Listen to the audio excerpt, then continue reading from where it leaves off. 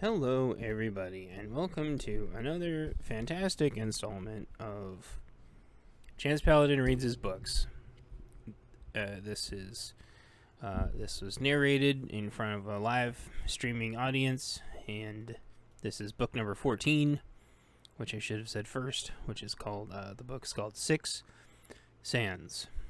So, none of this in the book should be considered legal, medical, dental, vision, or any kind of virological advice. Consult professionals. Okay.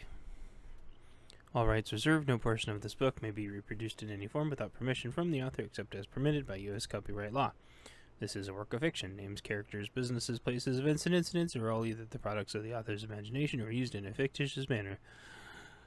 Any resemblance to actual persons living or dead or actual events is purely coincidental. In memory of Leo.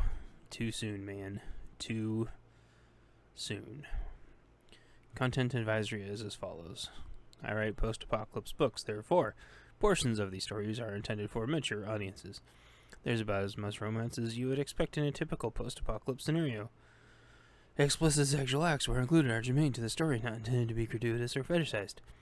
There isn't any really hard swearing worse than what you'd hear on cable. There's a moderate range of violence as would be expected in a post-apocalypse story. However, the suffering aspects are not deliberately glamorized or embellished upon. Please read responsibly.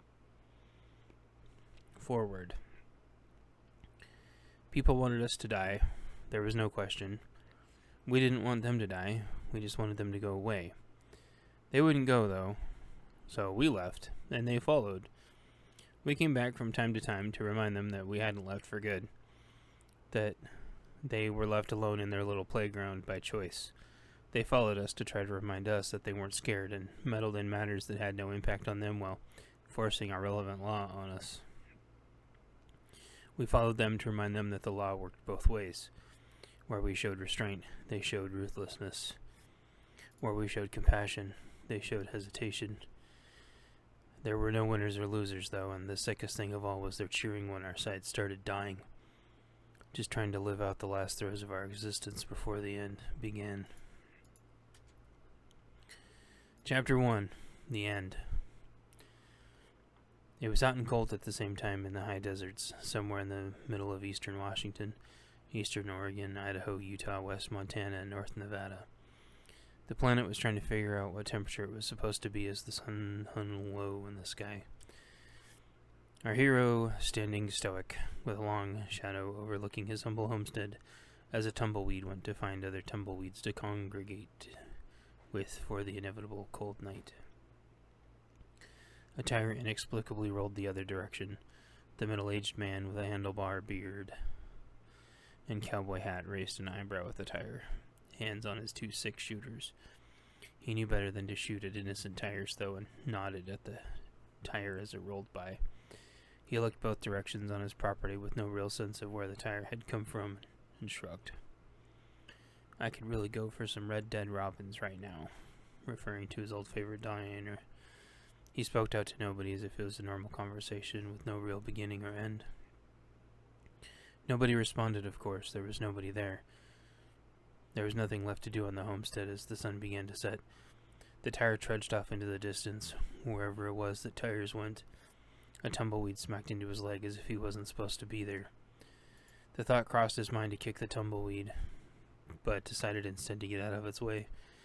The tumbleweed patiently waited, and upon the obstacle being seemingly gone, the tumbleweed continued its path to wherever it was tumbleweeds went. The man tried to remember his name, it being long lost in the desert. Rico. Maybe that was it. He shrugged. One of these days he would remember positively. His state identification was reduced to a melted char in his wallet, burnt up in a fire with everything else he'd known except his 2 6s, of course. Revolvers that had been passed down by his father and his father before him.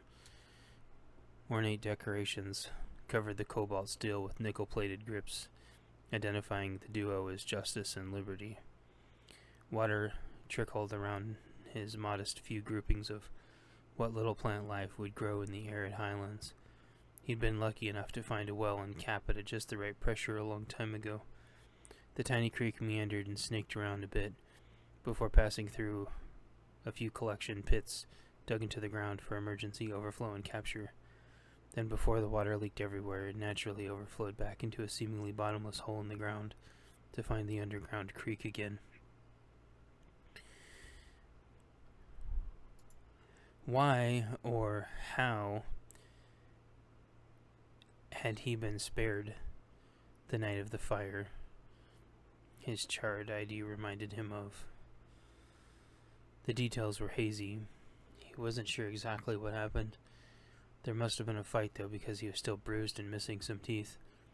Multiple burn marks and blisters still stung him around his body. All he remembered was a road, darkness, and a fire, and passing out. Someone died. It should have been him, but it wasn't. Joe touched his mouth and felt the few teeth missing, trying to remember. It hurt to try to remember. Chapter 2, Homecoming.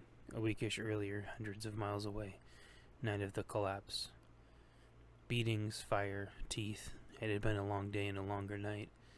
After the wreck and fight, they had to throw one of the assailants, relational to their friend's physical size, into a burning wrecked semi-truck. With the help of a multi-tool and one of the assailant's own hammers, some ruthless and crude dentistry was done to remove their teeth.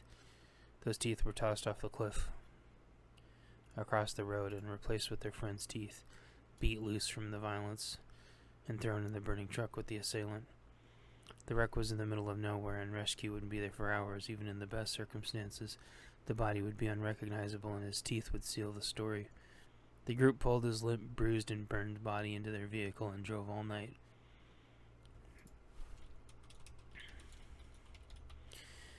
They had learned a little first aid from a friend and got him stabilized. They'd been driving around all day, beating the living hell out of these punks after they were raiding all the abandoned stores due to a huge storm.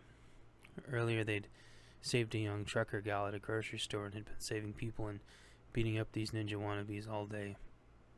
It seemed only fitting that they had saved another trucker as they rounded out their night. It was time to get out, though, they knew, and they were taking this guy with him. They drove for hours, Joe coming in and out of consciousness. He knew he was with friends, but wasn't completely aware of who they were or why he was there. He was supposed to be driving his truck, wasn't he? He would never intentionally leave his truck, right? For some reason, he felt like it didn't matter anymore, but couldn't remember why. All Joe knew was that he was on another road trip with his buddies like he had been so many times before. This didn't feel like the I-5 belt, though. This felt like something else, like a gradual rise in altitude. It didn't matter, though. He was with his friends.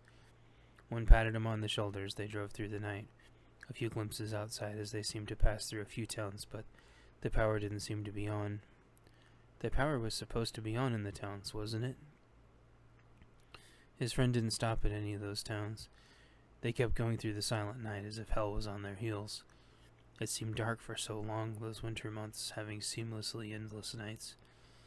Eventually, what seemed like hours later, with the driver toggling his brights on and off as applicable to make sure they didn't hit a deer, while not blinding other drivers, they came upon a town with lights on. Joe tried to talk but couldn't. One patted him on the shoulder and told him to rest, that he was safe. Joe went back to sleep, hoping they got him some snacks. He was very hungry, then fell back asleep. He was so tired for some reason, drowsy, fatigued, weak. While he was asleep, there was a faint memory of maybe someone slipping something in his drink at a rest stop, but it was fuzzy. One of the guys stayed with him in the van as the rest piled into the 24-hour drugstore. They went and got some pain medications and burn cream, and were overall very respectful to the clerk. She was a cute young girl with white hair and a pale face. They had caught her taking her meds when they walked in, much to their amusement. They couldn't catch her name on her name tag, but it looked like a Kim. She nervously explained they were specifically designed around her chemicals and that nobody else should take them because they were designed just for people like her. The boys nodded and smiled with a thumbs up, and it made her feel at ease, as if mid-sentence or thought she abruptly went back to work, packing their purchases up The boys looked at each other and tipped her $100 in 20s, with the intent that she buy some spare food and supplies for herself before she ended her shift.